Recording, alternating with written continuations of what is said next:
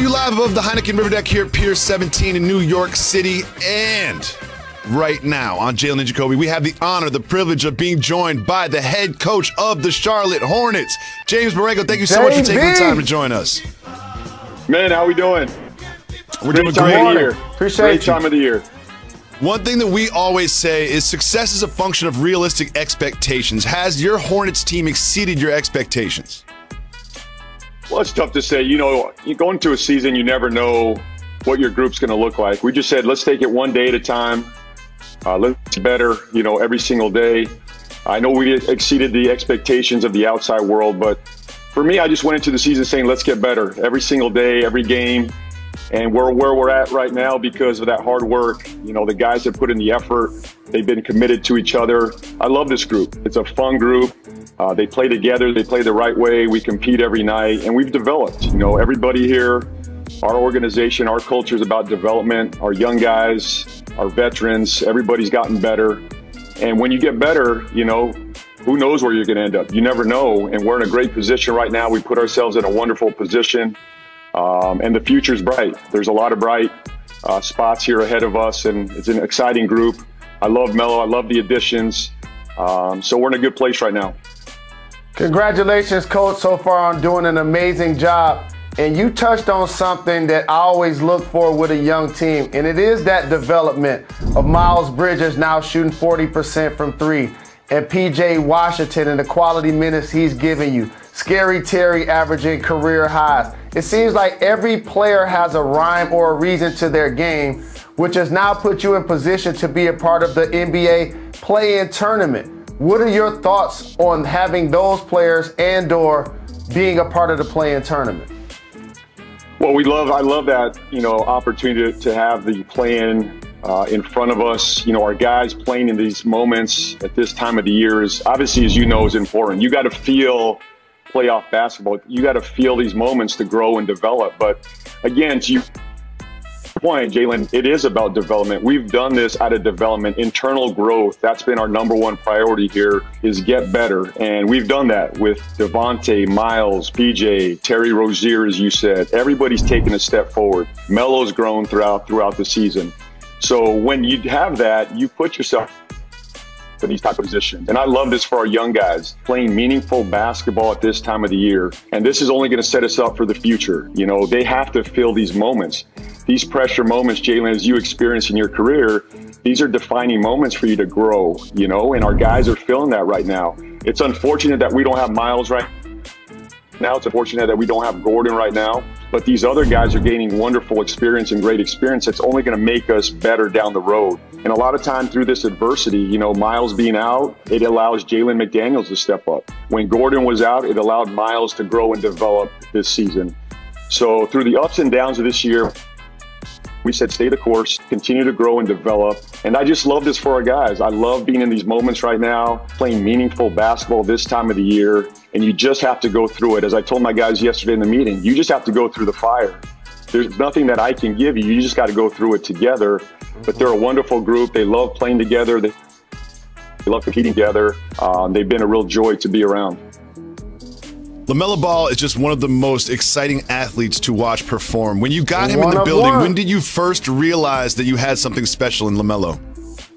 Well, the first 2 days, I had no idea what we just drafted. It was wild. It was Wild City, you know. The ball was going all over the place.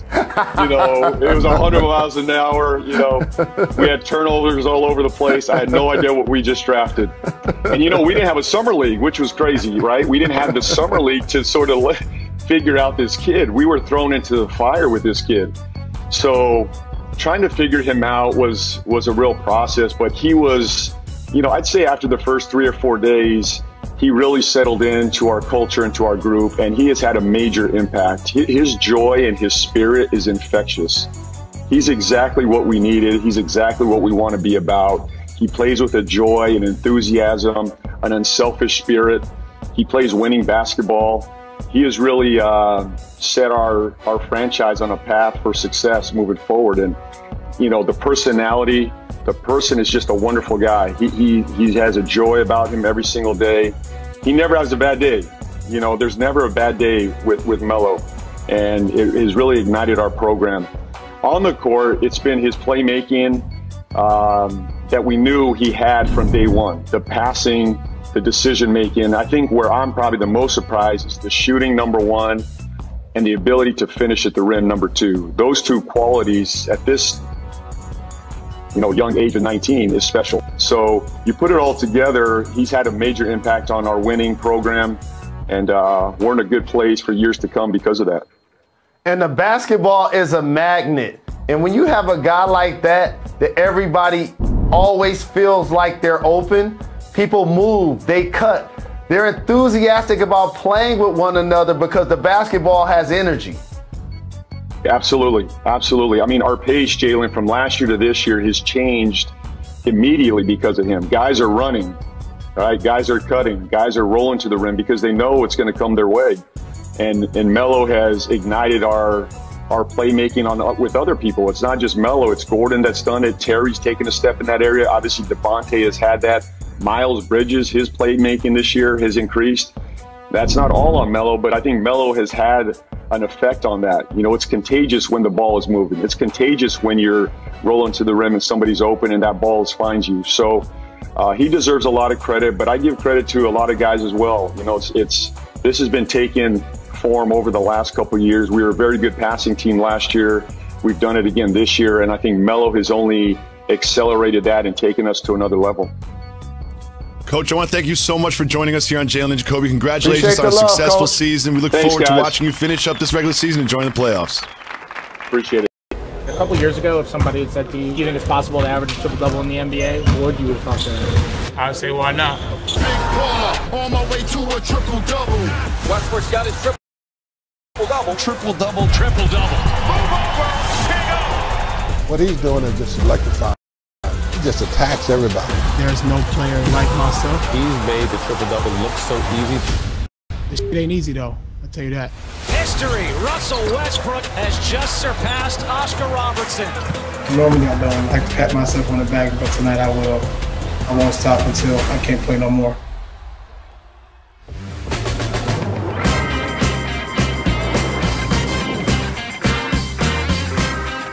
He is Jalen Rose. I'm David Jacoby. We are Jalen and Jacoby. What is it that we do? Give people what they want. Joining us later on in the program, Charlotte Hornets head coach James Borrego. But first, you saw it just now. Russell Westbrook now has 182 career triple-doubles, passing Oscar Robertson for the career mark. Jalen, he made history last night. What do you think about the polarizing Russell Westbrook? So let's talk about what actually makes him polarizing. It's not his points, rebounds, and assists, and it's not that he's the guy that has averaged a triple-double for the last 5 years. What made him polarizing usually is how it started. He averaged 9 points in college, Jacoby. You come to the NBA, you play with KD, you play with James Harden, and then Kevin Durant becomes this 6'10" guy that can shoot the ball from 35 feet with efficiency, 50, 40, 90 caliber, and everybody says, hey, why don't you fall back and be Robin and let him be Batman? But he has an alpha personality. So he still played full throttle, not as efficient as a Steph Curry or Dame Lillard, being a primary ball handler. Doesn't have the range of those guys, and I'll pay him the ultimate compliment. It's almost like he's playing like they're not keeping score. He plays the same way the first 2 minutes as he does the last 2 minutes, and that sometimes gets him in trouble at late in games. So that's what made him polarizing. Not efficient shooting and sometimes questionable decisions late in games. And so now you're playing with KD. People started to realize KD was an MVP player. When you win it and they lose to the Warriors, we